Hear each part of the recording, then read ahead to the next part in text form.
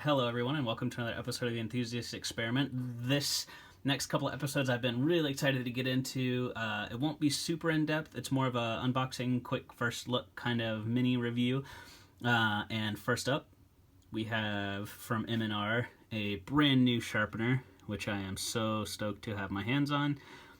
Just disregard the packaging. This came a long way to get to me, so I actually had to put this box together myself, so it's probably not right, but I tried to give you a look at what it would look like in the store.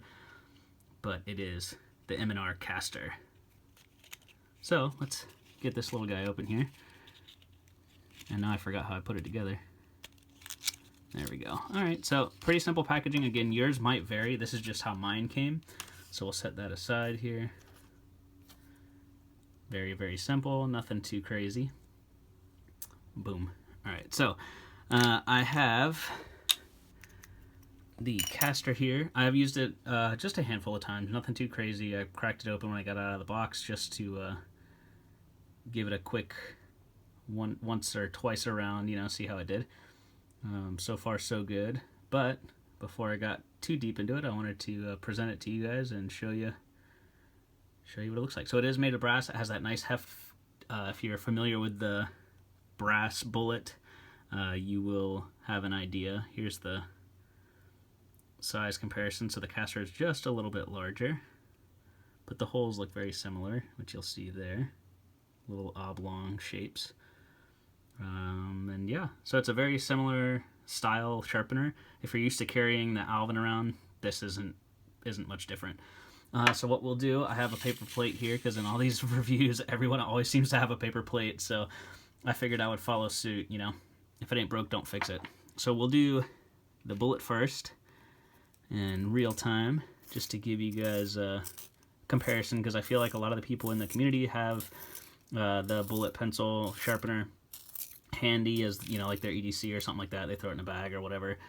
So it's a good one to compare to, in my opinion, because that way, if most people have it, they'll have an idea. And I am really bad about sharpening with this. Awesome. This always seems to happen when I do this on camera too. Let's see if I have one of these guys. Where is it? There we go.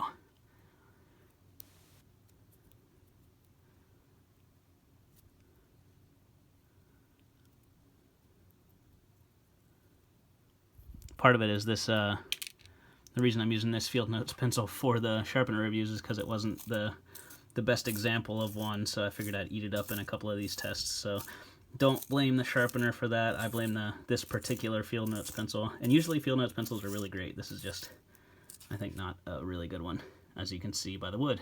But that's a pretty good idea for the length, at least this side. Like I said, ignore the wood. This wood's all jacked up. But that's a good length for the typical size to get that you would expect to get from that sharpener. So we'll set it aside over here next to it. And got another dull pencil and the Castor. So we'll see how it does.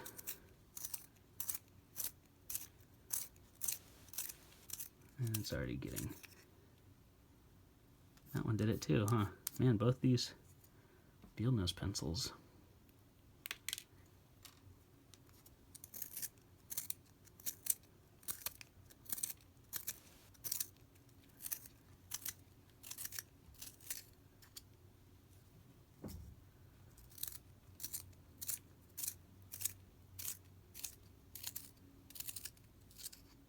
There we go. All right. So this is with the Castor. So you can see it's already quite a bit longer, at least angle-wise. So let's hold these guys up. This is the bullet. This is the Castor. Line them up there. And you can see the Castor is just a little bit longer, but definitely a different angle. A little bit more of a smooth slope. And again, if you used a better pencil, it probably would come out a little bit prettier, but and maybe just a tad bit longer. Let's see if I can get that just a touch longer. While I have you here, I might as well, right? There we go. All right. So there, let's get these guys lined up again. and then you can see the Castor on the left and the bullet on the right.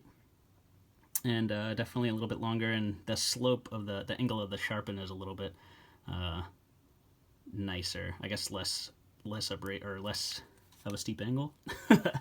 But yeah, there you go. So it's a quick look at the Castor. If any of you guys have picked this up, let me know what you think. I'm excited to put it through a lot more heavy usage and, you know, get it a better kind of a feel for how it actually performs over time. But so far, I'm really liking it as a companion or an alternative to the typical, you know, brass sharpener most people kind of keep around. I got it for roughly 11 to 12 euros. So it's not as cheap as the brass by any means, but it is a newer sharpener, so maybe that'll come down after a little bit of time. But yeah, just been a quick look / mini review of the Castor, and thanks for swinging by. Look forward to seeing everyone again, and take it easy.